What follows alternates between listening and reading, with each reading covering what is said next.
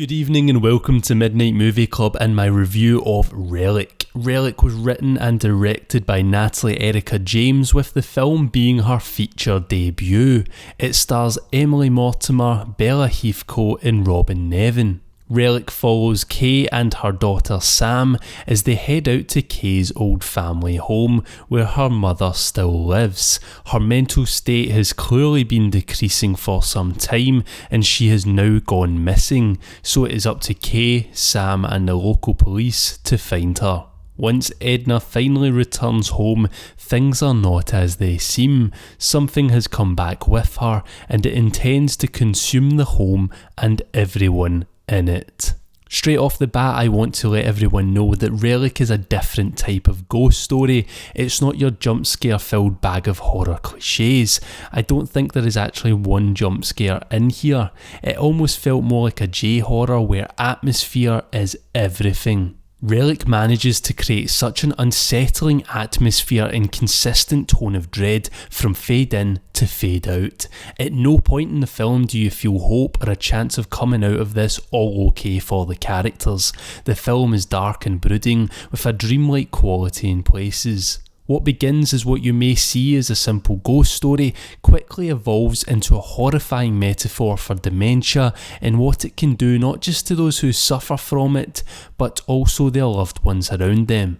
One component of the film that added to this constant dread and fear throughout the film was its fantastic cinematography. Some of the shots in this film were just absolutely beautiful, and that's something we don't say too much often when it comes to horror. The composition and framing were just right when they needed to be, knowing when to be in close and tight and when to pull away, sometimes not doing anything fancy at all and just staying where it was, showing us the impending doom slowly coming down the hall. There's also a couple of nice Dutch tilts in here, and Dutch tilts can annoy me sometimes, especially when it comes to psychological films as they overuse them, but here it used them really well. One thing that made it easy for the photography to look so good though was the lighting. Right from the off we have pulsating Christmas lights, revealing and concealing horrors that may or may not be there. Then throughout the film, the darks are kept real dark and what needs to be lit is lit just right. This film looks like it was made with a bigger budget than it was, that's for sure. There was also this fade in and out black effect that was used a lot in the first act and I really liked it. The moments of blackness made you grit your teeth for what was going to appear next on screen, and yeah, techniques like that are nothing new and groundbreaking in the horror genre, but here it just worked really nice. Without having any real big setup scare scenes or anything like that, Relic managed to scare me and I applaud it for that. Maybe it is down to the dementia metaphor as I've had a family member suffer from it and it's a horrible way to see someone go, but Relic did chill me to the core. At one point in the film I actually got goosebumps and that was just from a character staring right into the camera. And that's another thing that brings across the wholesomeness and the sadness of this story. The characters, they were well written for the most part.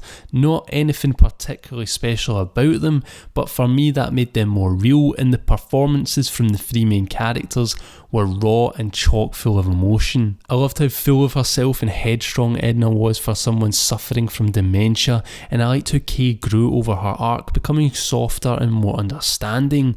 Then Sam probably had the most confronting realisation of all by the end, but I won't say too much because I don't want to spoil anything. Just know that the characters are solid and the performances by the three main cast members are brilliant. The soundtrack was full of your usual woodwind and brassy drones in its quieter, slower sections, and then sharp strings in the more action-filled parts, but it too adopted this sort of fading in and out effect in places, which really added to the "is this really happening or not" question. It almost made the house and what plagued it feel alive, as if it was playing with the occupants and you felt just as confused as them. The sound design was also on point. For the most part, Relic is quite a quiet film and it shows restraint in many areas, sound being one of them.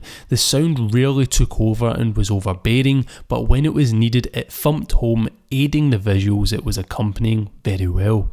As far as pacing goes, Relic is a slow burner. It takes its time getting to the typical horror and gives you family drama first, horror second. But just like in the case with Hereditary, I think it works here and it makes it very hard for the viewer to guess where the film is going to go. Also, once the horrifying stuff does happen closer into the third act, you've already had time to connect with the characters and kind of get to know them, and it all makes it all feel a little bit more real. There are times in the film when things don't seem to add up though a little bit, and you wonder why a certain thing is happening to one character and how that can happen to them, but I think once you've had a chance to think about it and look back on it, it makes sense. But in the moment it might take you out of the immersion just for a little bit. I hadn't watched a trailer or anything before seeing the film, and after the opening I thought I was going to be going into a full-on demonic house invasion or creature feature, but I couldn't have been more wrong. One other thing I do want to talk about though is the film's practical effects. There aren't many on show, but when it does get into the nitty gritty of the third act and we start to get to see them take centre stage, they do not disappoint. And they aren't used to gross us out or anything like that. They are actually used in a rather beautiful way, and that's all I want to say. Relic is a horror dripping in atmosphere with great performances, really nice camera work, lighting and sound, with a real world metaphor slap bang in the middle of the narrative. At times it can suffer with not declaring what is real and what is psychological, but all in all it will take you down a bleak path with a beautiful but sad real ending. With all that said and done, I'm going to give Relic a 4 out of 5 rating. Let me know your thoughts on it in the comments section down below. I'd probably say Relic is a lot like The Babadook in a way, and I can see this one being super divisive with horror fans, so I am interested to see what everyone made of it in the comments. Just for context, I didn't really like The Babadook, but obviously I really enjoyed Relic. Anyway, if you enjoyed this video, please do give it a like, and if you haven't already, then subscribe to join the club. As always, thank you very much for watching, and good night.